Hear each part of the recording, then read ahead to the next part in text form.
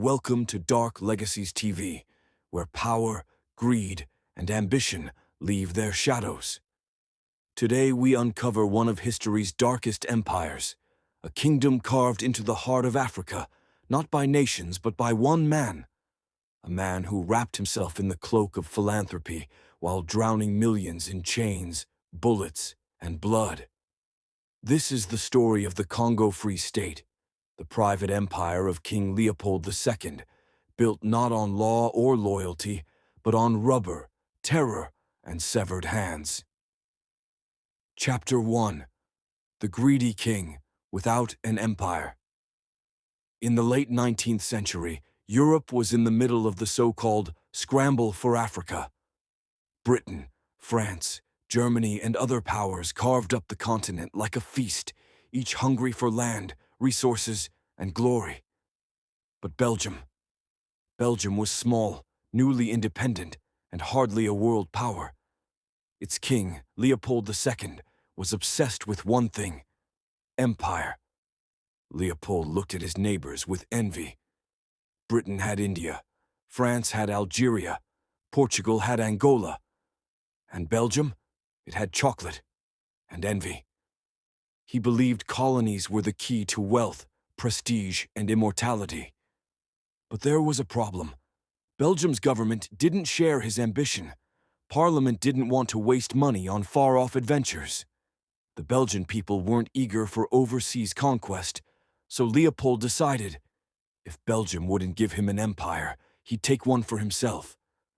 And so began one of the greatest scams in history. The king of a tiny European nation would become the sole owner of one of the largest pieces of land on Earth. Chapter 2: The Great Deception, Selling Philanthropy. Leopold was no warrior. He didn't conquer land with armies. He conquered it with lies. In the 1870s, he seized upon the growing fascination with Africa, a land of mystery to Europeans, full of rivers, jungles, and riches waiting to be civilized. Explorers like David Livingstone and Henry Morton Stanley stirred imaginations with tales of adventure. Leopold saw opportunity. He disguised his greed behind noble words: exploration, science, humanitarianism. He created a network of organizations, fronts really: the International African Association, the Committee for the Study of the Upper Congo, societies with lofty names that suggested charity and learning, but in reality were designed to secure him land. Enter Henry Morton Stanley, the most famous explorer of his day, the man who supposedly found Dr. Livingstone. Stanley was ruthless, ambitious, and in need of a patron. Leopold hired him, paying him to cut deals with African chiefs along the Congo River. These so-called treaties were often little more than lies or deceptions, written in languages the chiefs couldn't understand, trading trinkets for sovereignty. By 1884, Leopold had manipulated his way into international recognition. At the Berlin Conference, where Europe divided Africa without a single African at the table, Leopold convinced the great powers that his claim was legitimate. He presented himself as a humanitarian king who wanted to abolish the slave trade, open free trade, and bring progress to Africa. The truth: he had no interest in abolishing slavery. He was creating his own version of it. And with the stroke of a pen, Leopold became the owner, not Belgium, not its people, but Leopold personally, of the Congo Free State. A territory 76 times the size of Belgium, bigger than England, France, Germany, Spain, and Italy combined. An empire not for a nation, but for one man. Chapter 3: The Birth of a Private Empire. On paper, the Congo Free State looked like a miracle, an African territory free from the clutches of European imperial armies, a neutral zone where trade would flow and slavery would be crushed.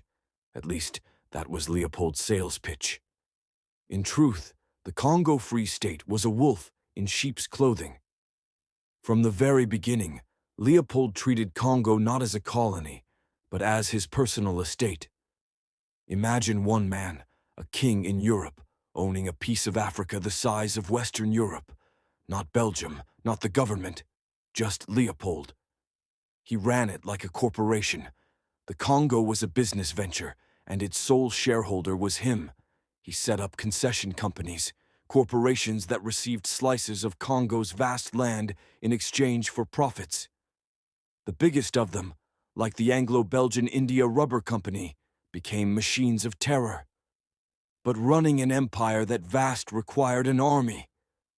Leopold couldn't afford to send Belgian troops, so he built a new force, the Force Publique. An army of African conscripts led by European officers. Men kidnapped from villages, trained, armed, and forced to serve. Their mission: enforce quotas, crush rebellion, spread fear. The Force Publique didn't fight foreign enemies. They fought the Congolese people themselves. They weren't liberators, they were executioners. Chapter 4: The Rubber Boom. At the end of the 19th century, a new craze was sweeping the world: rubber. It powered industry, invention, and luxury.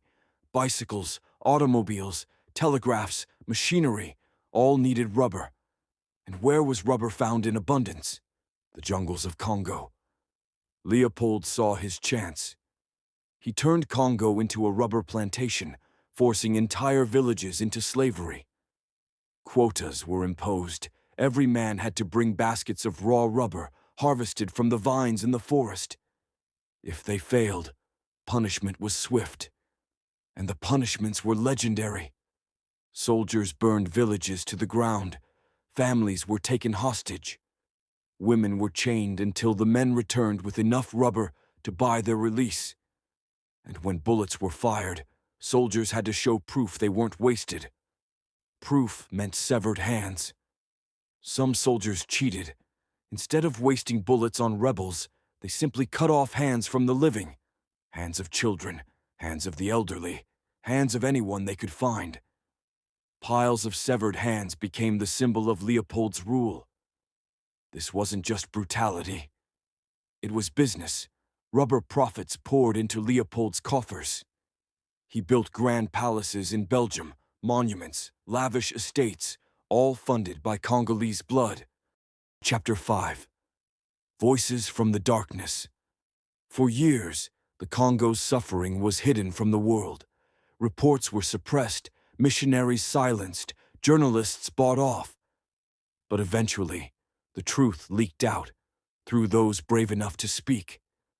Missionaries were among the first to sound the alarm. They documented the horrors: villages reduced to ash, children orphaned, women mutilated. Their photographs became the world's first visual evidence of mass atrocity. One of the loudest voices was E.D. Morel, a British shipping clerk who noticed something odd. Ships leaving Belgium for Congo carried guns, chains, and ammunition. Ships returning from Congo carried only rubber and ivory. It didn't take a genius to figure out what was happening. This wasn't trade. This was theft enforced by violence. Together with diplomat Roger Casement, Morel launched a campaign against Leopold. They published books, gave speeches, and created the Congo Reform Association. For the first time, the world saw photographs of Congolese men and children with stumps where their hands had been. These images spread like wildfire, igniting outrage across Europe and America. Leopold tried everything to suppress the scandal. He bribed journalists, launched propaganda campaigns, and portrayed himself as a misunderstood philanthropist. But the mask was slipping. The king, who called himself the Builder King, was being exposed as the Butcher of Congo. Chapter 6: The Fall of the Masked King. By 1908, the outcry had become too loud to ignore. Governments debated, activists protested, newspapers screamed. Leopold was forced to surrender his personal colony to the Belgian state. But it was too late. The damage was irreversible.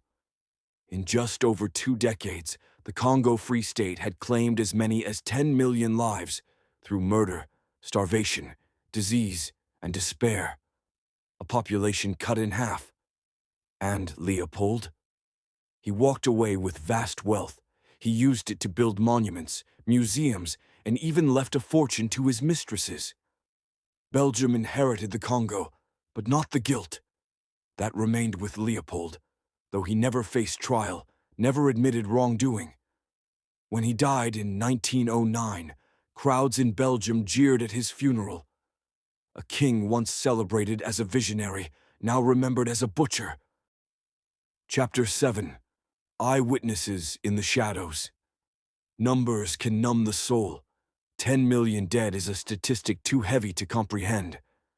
But behind each number was a face, a story, a family erased. Some of those stories were preserved, captured by missionaries, travelers, and survivors who dared to speak. One photograph shocked the world. A father named Insala of Wala sitting on his porch, staring at the tiny hand and foot of his 5-year-old daughter. She had been killed when his village failed to meet its rubber quota. That photograph traveled across Europe, forcing people to confront the horror. Missionaries wrote letters filled with descriptions that chilled the spine. Reverend John Harris described arriving at a village and seeing the aftermath of a raid. Bodies strewn, children crying beside corpses, and the stench of burned huts. Soldiers of the Force Publique themselves confessed. Some admitted they were ordered to cut hands from the dead. Others confessed they were pressured to bring back hands even when they hadn't fired bullets. The system incentivized mutilation. The Congo became a land of stumps, where human bodies became ledgers of colonial greed. And yet the most haunting testimonies came not from foreigners, but from the silence of the Congolese themselves. Generations of memory passed down stories of families wiped out, of chains clamped around necks, of rivers that ran red. Their voices, though often unrecorded, still echo through Congo's oral history. Chapter 8. A War of Words, the Congo Reform Movement. If Leopold ruled through terror, his critics fought through words. For the first time in modern history, a global human rights campaign was waged, not against a nation, but against a single man.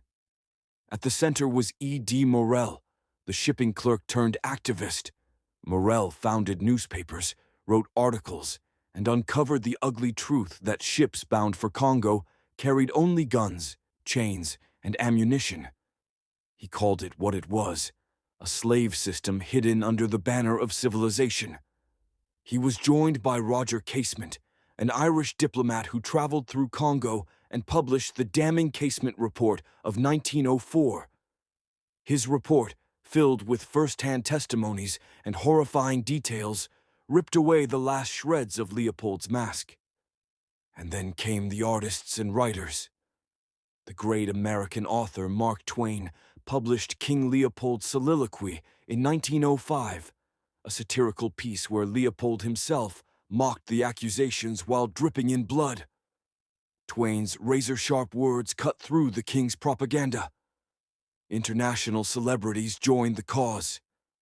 Booker T. Washington, Sir Arthur Conan Doyle, even members of Parliament and the American Congress voiced outrage. For the first time, the Congo was on the lips of the world, not as a land of exotic riches, but as a killing field. But Leopold was not without defense. He spent millions on propaganda, hiring publicists, producing pamphlets, and even bribing journalists. He accused critics of exaggeration, claiming the photographs were staged. He insisted he was a victim of jealousy from rival powers. Yet the tide of truth was unstoppable. The Congo Reform Association spread across continents, proving that one king's lies could not drown out millions of screams. Chapter 9.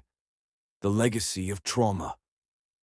When Leopold finally surrendered the Congo to Belgium in 1908, the world thought the nightmare was over. But terror leaves scars that last longer than chains. By then, millions were dead. Villages had been erased, populations shattered, traditions uprooted. The social fabric of Congo was torn beyond repair. Entire regions were depopulated. The survivors carried the trauma of amputations, of watching their families slaughtered, of living in a constant state of fear. Generations later, these wounds would resurface in civil wars, rebellions, and instability.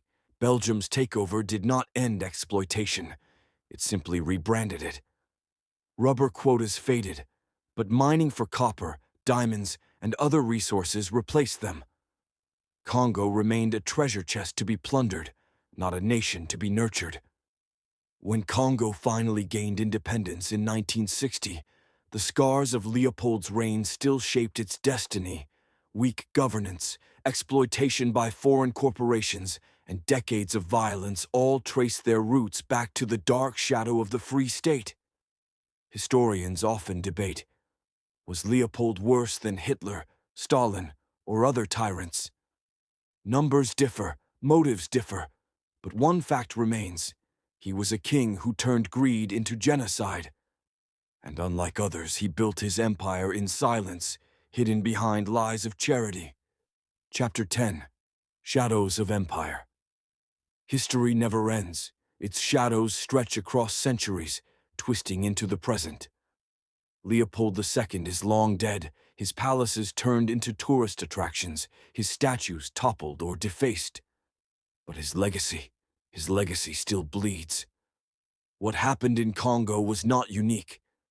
It was part of a pattern, a brutal script played out across the colonized world. In Namibia, German forces exterminated the Herero and Nama peoples. In India, famine after famine drained millions of lives under British rule. In the Americas, entire civilizations were erased by conquest, slavery, and greed. Leopold's Congo was simply the purest expression of imperial horror, one man's empire built on the backs of millions. But Congo's story is more than history.